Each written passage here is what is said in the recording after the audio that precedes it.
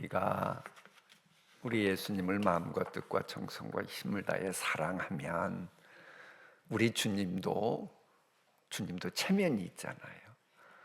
주님을 사랑하는 우리 주변에 있는 거센풍랑 잔잔케 해 주실 줄 믿습니다. 자, 오늘 읽게 될 예레미야 27장은 이렇게 시작합니다. 유다의 왕 요시야의 아들 여호야김이, 그 여호야김이 때로는 시드기야라고도 이렇게 혼용돼서 사용합니다. 다스리기 시작할 때에 여호와께서 말씀으로 예레미야에게 임하니라.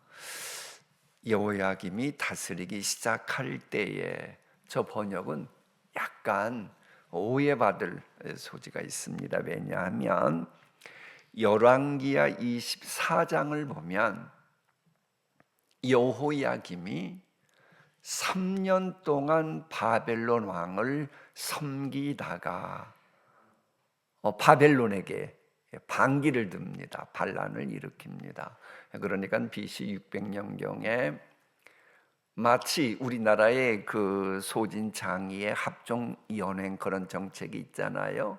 진나라가 강하고 다른 나라들이, 약한 나라들이 모여가지고 뭐 이렇게 저렇게 하는 그런 것처럼 바벨론 제국이 엄청나게 힘이 셌었고 다 그렇게 줄 서고 있었는데, 어느 날 애굽이라고 하는 나라가 아니 우리도 옛날 저력이 있었는데, 그리고는 바벨론하고 이렇게 싸우게 됩니다.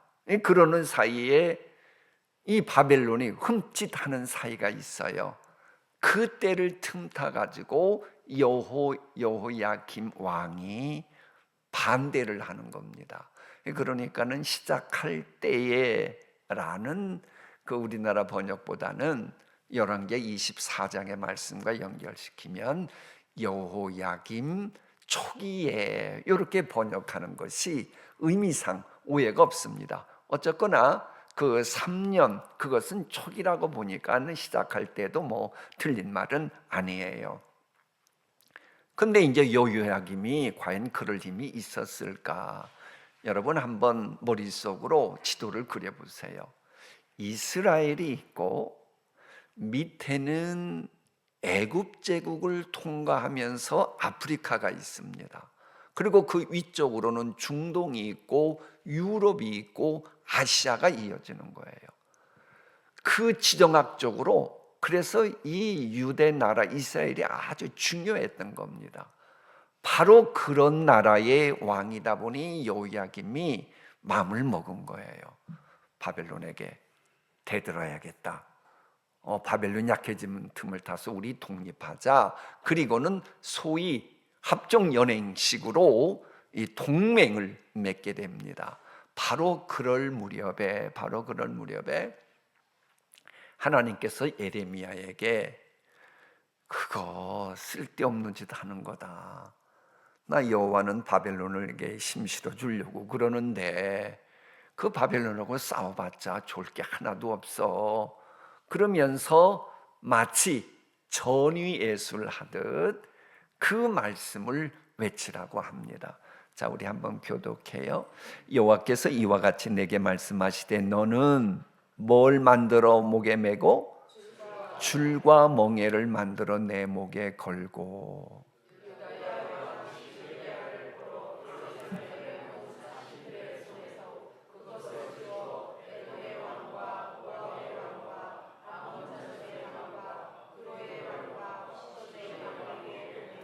그들에게 전하라. 이제 내가 이 모든 땅을 내 종 바벨론의 왕 느부갓네살의 손에 주고 또 들짐승들도 바벨론 왕에게 주어서 섬기게 하였나니.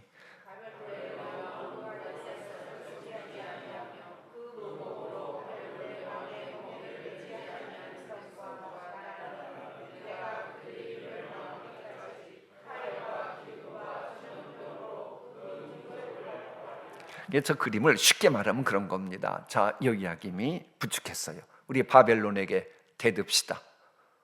지금 그쪽은 약하니까는 우리 여러 나라들이 함께 모이십시다. 그리고는 이제 연합군을 만들자고 제안을 했고, 그러면서 각 나라의 사절단들이 오는 길목에 서서 에레미야가 멍에와 줄을 묶고 말씀을 외치는 겁니다. 하나님은 바벨론에게 대들면 당신들이 이렇게 포승줄에 포로로 끌려가게 되는 비참한 지경이 될 겁니다. 이 말씀을 외친다고 한 겁니다. 자, 그게 이제 하나님의 뜻이라는 거예요. 자, 그러면 에레미야가 그렇게 바벨론에게 항복해서 포로로 끌려가는 게 차라리 낫지, 전쟁에서도 터져가지고 그런 것보다 그게 낫다. 그게 하나님의 뜻이라는 건데, 자, 하나님의 뜻은 장래에 뭘 주는 거예요? 소망, 희망을 주는 거예요. 아니, 바벨론에게 포로로 끌려가는 게, 항복하고 끌려가는 게 어떻게 그게 소망이 된단 말입니까? 그런데 그게 맞습니다. 그게 맞아요. 왜냐하면 하나님은 이 바벨론 제국은 그 앞에 있는 아시리아 제국하고는 다르다는 걸 아신 거예요. 아시리아 제국은 마음에 안 들면 그냥 막 죽이고 해골 만들어가지고 언덕 만들어서 공포정치 해놓고 또 인종도 막 섞어놓고 그랬거든요. 근데 바벨론은 그러지 않을 것을 아셨던 겁니다. 그래 진노 중에라도 긍휼을 베푸는 방법이 그 수밖에 없었던 거예요. 그래서 저 말씀이 나옵니다. 그러나 그 목으로 바벨론의 왕의 멍에를 메고 그를 섬기는 나라는 내가 그들을 그 땅에 뭐해서 머물러 밭을 갈며 거기서 살게 하리라 하셨다라 여호와의 말씀이니라 하시니라. 정말로 이 바벨론은 그랬습니다. 아시리아와는 다르게 유화 정책을 썼습니다.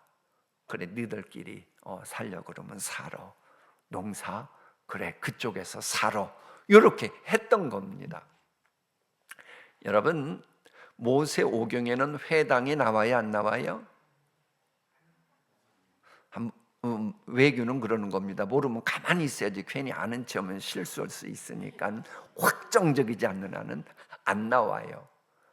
모세오경에는 회당이라는 얘기가 없습니다. 근데 복음서에는 회당이 나와야 안 나와요? 나와요. 어떻게 됐냐? 회당이 바로 하나님의 말씀을 듣고 바벨론에 가서 성전이 없잖아요. 그때에 하나님이 그 아까 말씀하신 것처럼 그들끼리 모여서 종교 생활도 하도록 정책을 썼던 겁니다. 그래서 바벨론 포로 생활 70년 하는 동안 회당이 탄생하게 되는 거예요. 그러니까 하나님은 그런 겁니다. 하나님은 감당할 시험만 주십니다.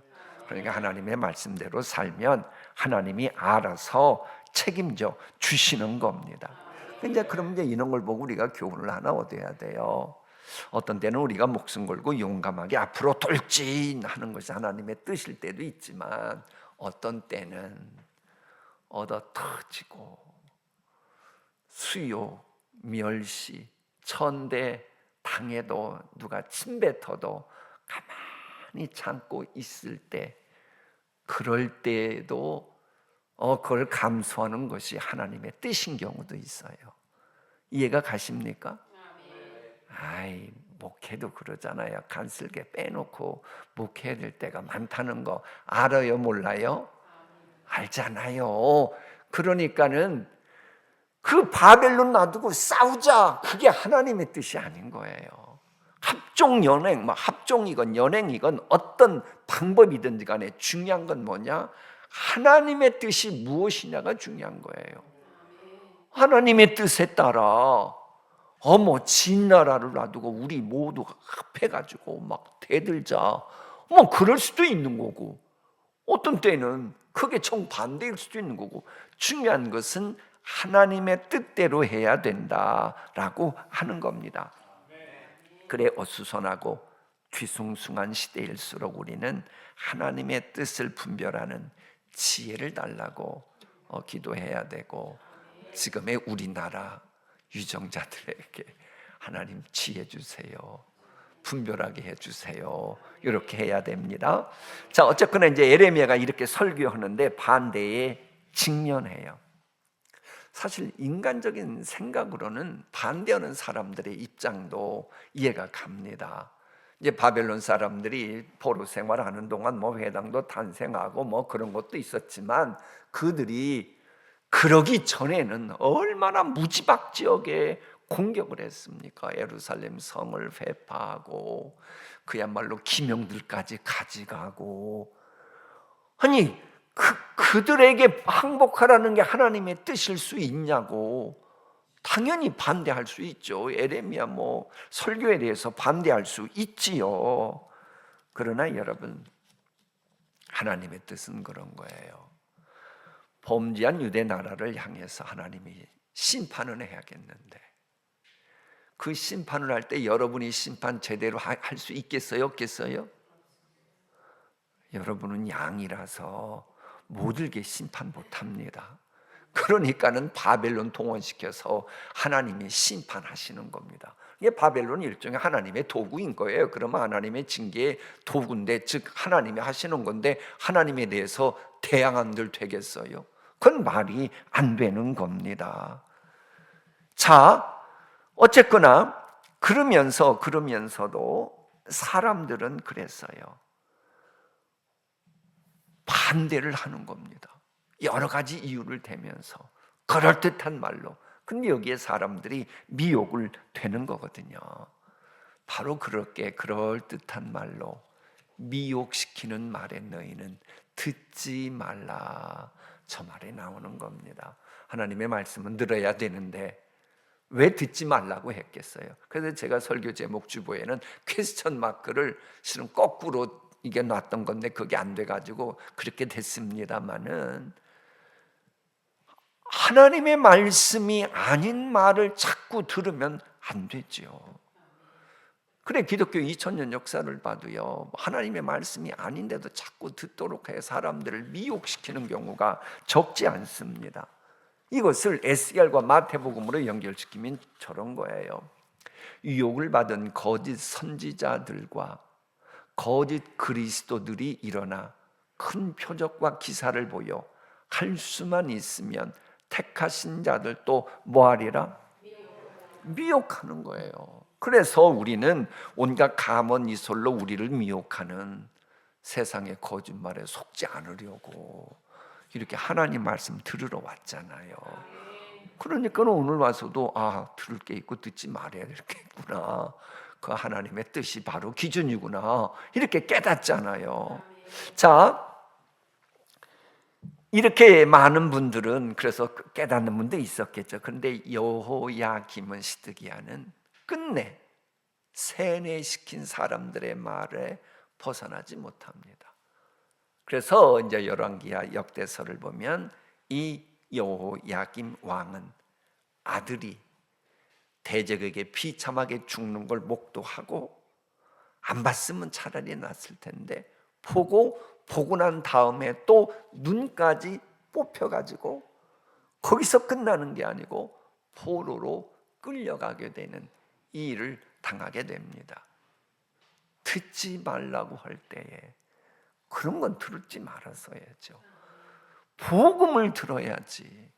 사탄의 소리를 들으면 그렇게 되는 겁니다. 자, 연이어 읽게 될 예레미야 28장에는요 바벨론에 대항하는 것이 하나님의 뜻이라고 외치는 하나냐 선지자 이야기가 나옵니다. 그러니까 여호야김 왕 때는 나라가 혼란스러웠어요. 혼란하다 보면 별의별 소리가 많잖아요. 어중이 떠중이도 많이 나고 소리도 많고. 그런데 이제 그때 당시 사람들의 관심을 집중시키고 요즘 말로 팔로우들을 많이 거느린 유튜버가 있었어요. 그 사람의 이름이 선지자 하나냐입니다. 이 하나냐라고 하는 사람은 팔로우들의 가려운 곳을 긁어주는데 타고난 센스가 있었습니다. 전승에 의하면 그랬습니다. 당시 빅뉴스는 유다 방백들이 바벨론에 가서 타협을 하고 있다. 그래서 포로된 사람들을 되돌아오도록 하는데 아마 뭔가 있을 것이다.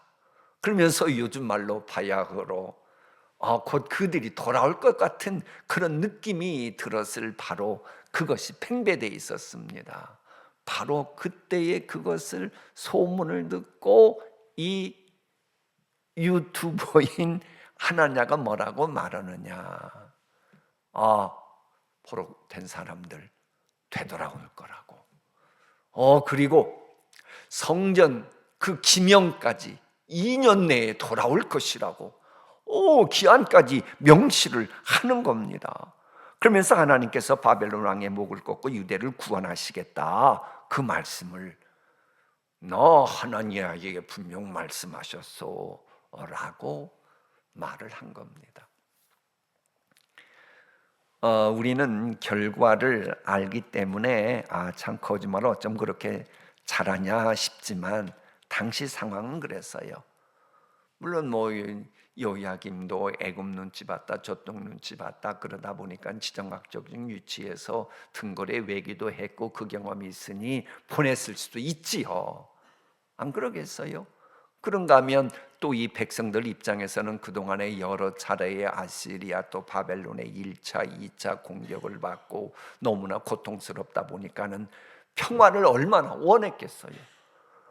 그런데 하나냐가 어이구 하나님께서 드디어 평화를 준다고 하셨다고 말을 하니 바벨론에게 항복해야 된다고 하는 에레미야의 말은 수치스럽게 여기니 여러분 같으면 누구 말 듣겠어요? 그래서 이 하나냐의 말이 엄청나게 영향력이 있게 됐습니다. 그러니까 성경의 이름까지 나올 정도죠.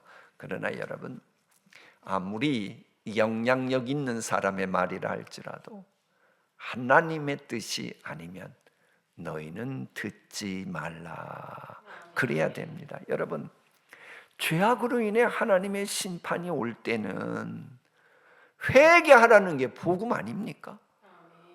근데 많은 사람들은요, 왜 망하는 줄 알아요? 조짐이 보여도 혹시라도 그러면서 회개할 생각보다는, 회개합당한 열매 맺기보다는 평안을 추구하는 거짓된 안식을 좋아하기 때문에 그러는 겁니다. 예레미야가 참 속이 보이는 거예요, 하나냐에. 그러자 하나냐에게 말합니다.